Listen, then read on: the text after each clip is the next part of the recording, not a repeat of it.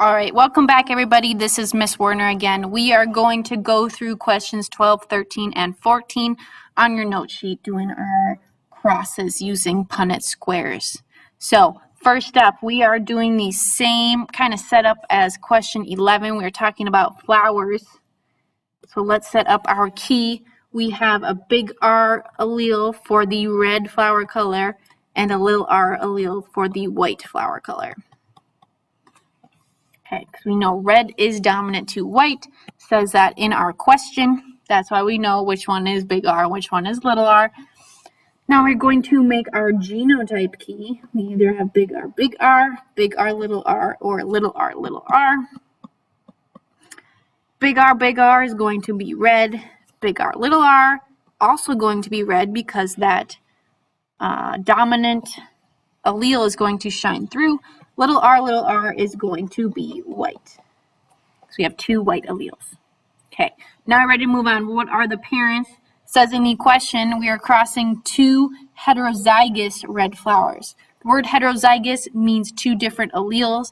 So both parents are going to be big R, little r, because they have two different alleles. The X in the middle means we are crossing them. Now we're ready to do our Punnett square.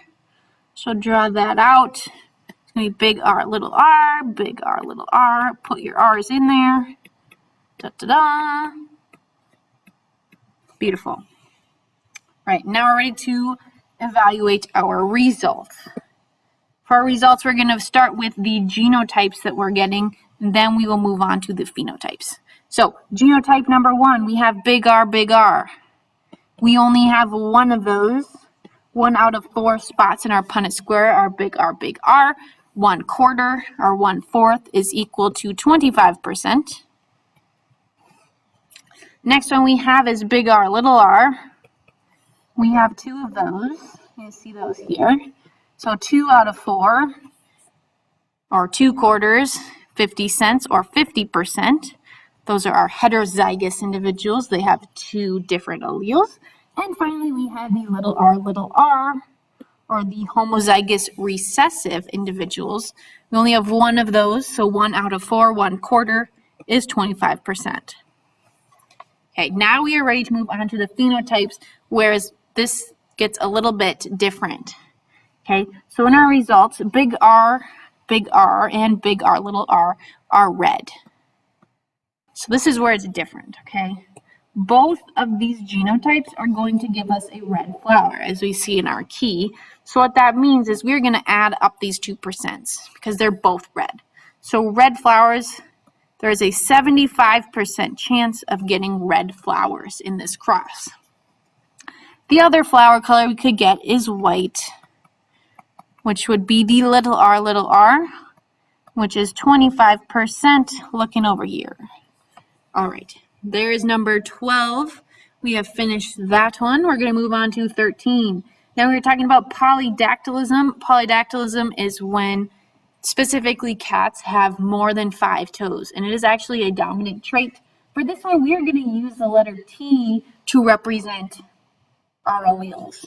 So the dominant allele is going to be the capital T, which is polydactylism, which I'm shortening it to poly, so I don't have to write so much. Little t is going to be normal. That is the recessive allele. Now I write out my genotypes. Big T, big T, big T, little t, little t, little t. Big T are homozygous dominant. 2 of the same dominant alleles is going to give us a polycat. Big T, little t, heterozygous, but that dominant phenotype is going to shine through. So we have the polycat again. Little t will give us a normal cat. Okay, now we're ready to move on to discover what our parents are. It wants us to cross a homozygous polydactyl. Okay, homozygous means 2 of the same, and it's polydactyl. So we're going to have a big T, big T, big T, big T, and we're crossing that with a 5-toed female cat. So that is our normal cat. There's only one possibility for that, which is little t, little t. Now we're ready to put that into a Punnett square. So draw yourself a nice little square. Big T, little t, little t. and fill that out. Beautiful. Okay, now we're going to evaluate our results. Starting with our genotypes. How many genotypes do you see in there? Hopefully you just see one, big T, little t. That's the only one I can see. We have 4 of those in our square out of 4 total boxes. That means we have a 100% chance of getting the genotype big T, little t, which gives us, go over here, a polycat. Poly, 100%. So if I breed a polydactyl cat, homozygous, like we did, with a regular cat, am I going to get any cats that have 5 toes, like a normal cat? Your answer should be no. We're going to have a 100% chance of getting a polydactyl cat. All right, last one. This is called a test cross, this one. And if you are looking at the note slideshow, you will see that it is about squash. Okay, question reads, a common squash in Texas is the yellow crooked neck squash. Yellow colored squash, little r, is recessive to white colored squash. So let's go ahead and put that in our key right now. So we have big R is the white squash. Little r is the yellow squash. All right. Now, before we keep reading the question, why don't we just do our genotype key while we're here? We have big R, big R, big R, little r, little r, little r. 2 white alleles are going to give us a white squash as our homozygous dominant individual. 1 of each heterozygous is going to show the dominant allele, so it will be white, and then little r is going to be yellow. It has 2 of the yellow alleles.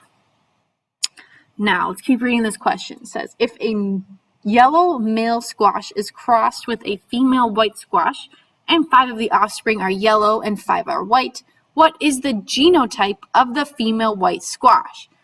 So, hopefully you heard in that question, we are trying to find the genotype of one of the parents.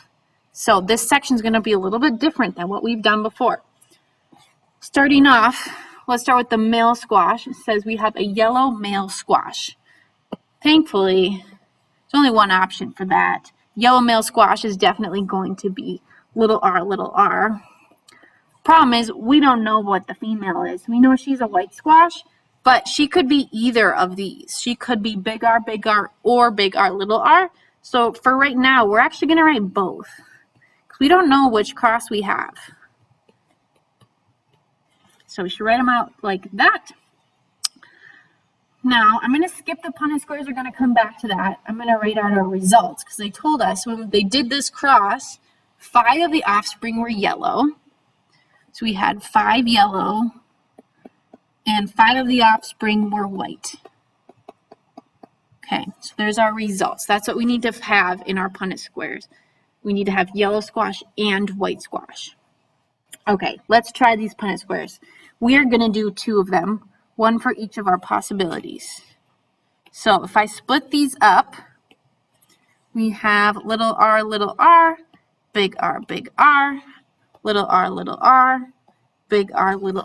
Now we're going to put these into our Punnett squares. I'm going to zoom in a little bit. Okay. Oops, that's an eraser. Let's undo that. Get my pen. We have big R, little r, big R, little r, big R, little r, big R, little r. All right, now we can do our second one. Big R, little r, big R, little r, little r, little r, little r, little r. So looking at this first Punnett square, you can see all of the genotypes inside the square are the same. Okay. Looking back, let me zoom out at our key. This would give us all white squash. Is that what we see in our results? Oops. Flinging us around here. Is that what we see in our results? Answer should be no. That's not what we see in our results. In our results, we also have yellow squash. So this cannot be the cross that happened. So let's check the next one. Next one, we actually have two options, both big R, little r, and little r, little r. Big R, little r is going to be the white squash. Little r is yellow. Okay, looking good so far, but let's take this a step further. Big R, little r, we have 2 out of 4 of our boxes with that in them. Up here you can see 2 out of 4, which is 50%, and that is big R, little r, which is white. But then we also have 50% again, because 2 out of 4 boxes are yellow. And is that what we see in our results? Yes. So this tells us that the mom squash's genotype has to be big R, little r. Okay, when we are doing a test cross, whenever you see this, that means that we are trying to determine one of the parent's genotypes. Okay, we're going to do this by crossing with, let's see, cross with homozygous recessive, always.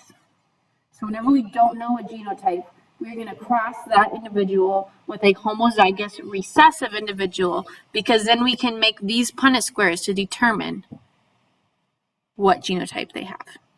All right, with that, that is about as complicated as we're going to get with monohybrid crosses. So if you are feeling good with that, you are in good shape.